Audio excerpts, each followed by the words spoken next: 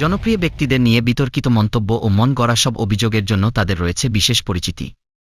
অথচ একের পর এক দল এবং অবস্থান বদলের কারণে তারা নিজেরাই এখন বিতর্কিত। সেই আলোচিত ৩ রাজনীতিবিদ ও এক সাংবাদিকের দল বদলের খবর খুঁজে বের করেছে বাংলা ব্রডকাস্ট 24। অ্যাডভোকেট ফজলুর রহমান একসময় আওয়ামী লীগের কেন্দ্রীয় নেতা ছিলেন।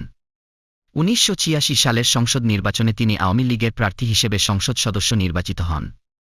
পরবর্তীতে তিনি বঙ্গবীর কাদের সিদ্দিকীর কৃষক শ্রমিক জনতা লীগে যোগ দিয়ে দলটির সাধারণ সম্পাদকের দায়িত্ব পালন করেন। ২০০১ সালে তিনি কৃষক শ্রমিক জনতা লীগের প্রার্থী হিসেবে সংসদ নির্বাচনে অংশ নিয়ে পরাজিত হন। এরপর তিনি বিএনপিতে যোগ দেন ও পরবর্তীতে বিএনপি চেয়ারপারসন খালেদা জিয়ার উপদেষ্টা মনোনীত হন।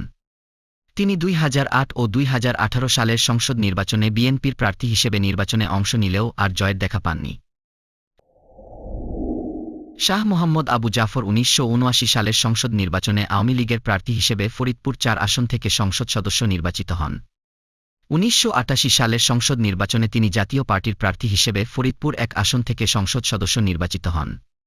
২০০৫ সালের উপনির্বাচনে তিনি বিএনপির প্রার্থী হিসেবে ফরিদপুর ১ আসন থেকে সংসদ সদস্য নির্বাচিত হন। ২০২৩ সালে তিনি বিএনপি ছেড়ে বাংলাদেশ জাতীয়তাবাদী আন্দোলন বিএনএমে যোগ দেন ও দলটির ভারপ্রাপ্ত চেয়ারম্যান হন।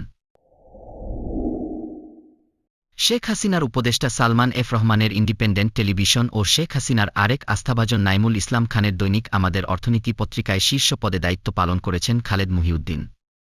২ গণমাধ্যমই ছিল চরমভাবে বিতর্কিত। বিশেষ করে ইন্ডিপেন্ডেন্ট টিভিতে বছরের পর বছর বিএনপি ও জামায়াতকে টার্গেট করে টক শো করে গেছেন খালেদ মুহিউদ্দিন। পরবর্তীতে তিনি যোগ দেন জার্মানির গণমাধ্যম ডাইচে ভেলেতে। প্রতিষ্ঠানটির বাংলা বিভাগের প্রধান হিসেবে দায়িত্ব পালনকালে তার অবস্থান পাল্টে যায়। এবার তিনি টার্গেট করেন আওয়ামী লীগ ও দলটির নেতাকর্মীদের। সর্বশেষ যুক্তরাষ্ট্রের নিউ ইয়র্ক থেকে প্রকাশিত বাংলা সংবাদপত্র ঠিকানায় যোগ দেন খালেদ মুহিউদ্দিন। এরপর আবার পাল্টে গেছে তার টার্গেট। এবার তার লক্ষ্য জুলাই অভ্যুত্থানে যুক্ত রাজনৈতিক দল, সংগঠন ও নেতাকর্মীরা। গোলাম মাওলা রনি ২০০৮ সালের সংসদ নির্বাচনে আওয়ামী লীগের মনোনয়নে পটুয়াখালী ৩ আসনে নির্বাচনে অংশ নেন ও সংসদ সদস্য নির্বাচিত হন।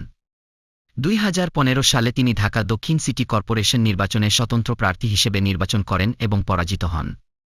২০১৮ সালের সংসদ নির্বাচনে পটুয়াখালী ৩ আসনে তিনি বিএনপির মনোনয়নে নির্বাচনে অংশ নেন এবং পরাজিত হন।